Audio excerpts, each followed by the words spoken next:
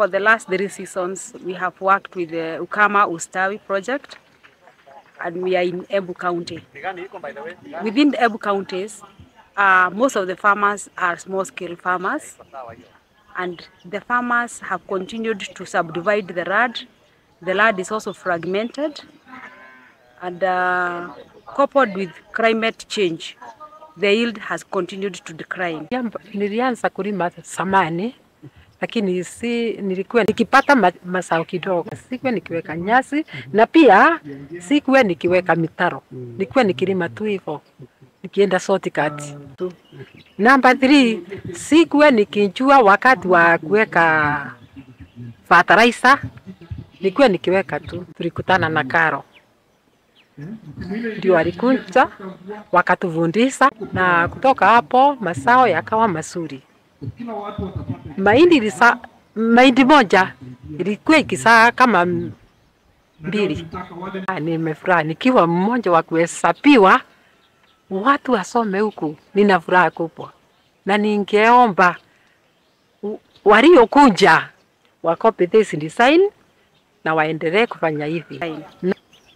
So the project came in handy because within the project we are in 6 wards within Embu, and within these wards we have 6 sites.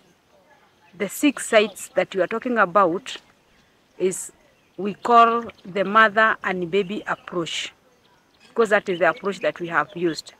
So in each of the sites we have a mother and babies between 20 to 30 babies within that mother, and we have portrayed several technologies within the mother. And some of the technologies is the use of mulch,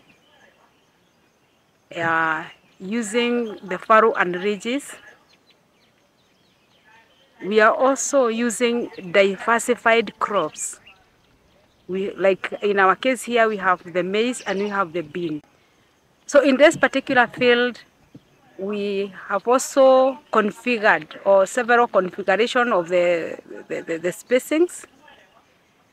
We have a spacing of 50 centimeter of maize and 50 centimeter of beans, where we do 4 strips of beans and 4 strips of maize, alternating in the same plot.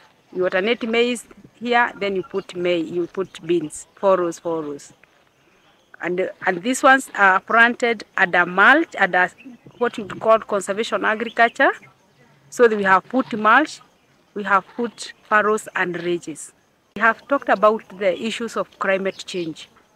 There are times you'll find there are 2 or 3 rains that comes and then disappear, where we have been able to have more than one variety or one type of crop in the field. At least the farmers does not go without anything.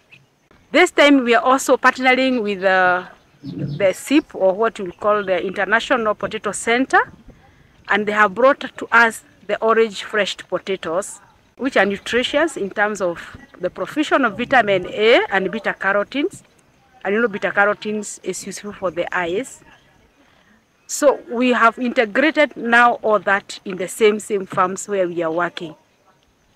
We have also brought in grasses like Bracharia. Bracharia grass is actually, we can call it a drought-tolerant variety, and it is actually a climate-smart grass. Why climate-smart? Bracharia retains a lot of carbon within the roots or the root system. And you know, one of the gases that destroy the ozone is carbon dioxide.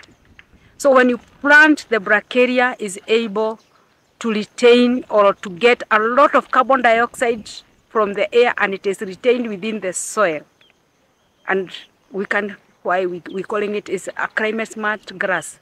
So when we bring now that grass within our farms, rather than the farmers taking all the crop residues to the animals, we have been able to integrate what you are calling the crop livestock integration, because they'll have the crops for they'll have grasses for the animals, and then they are able to retain the mulch for the crops. Then when the animals are given the grasses, of course the manure will be of quality, and that manure is brought back again in the farm.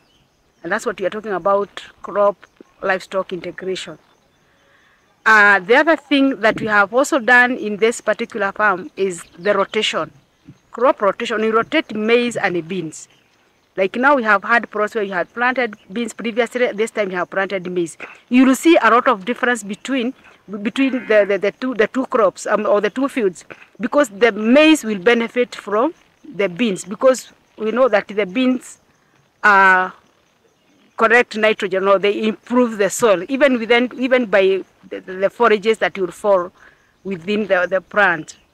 Then when we also do the mulching, after the mulch decomposes, we have been able to add residues, or to add soil fertility within the same soil as these residues decomposes. So once you come in there the following season, you'll find the soil has been improved, the soil structures improve, the soil profile also improve. So there is a lot of advantages when you do what we are calling conservation agriculture. Actually, we did what we call the baseline survey when we were starting the work. Like this particular farm, she was getting one bag per hectare. And when we did the first 2 seasons, we have moved from 1 ton per hectare to 4. Actually, this particular farm, we got 4.1. So we have gone almost 3-4 times higher than the way we began.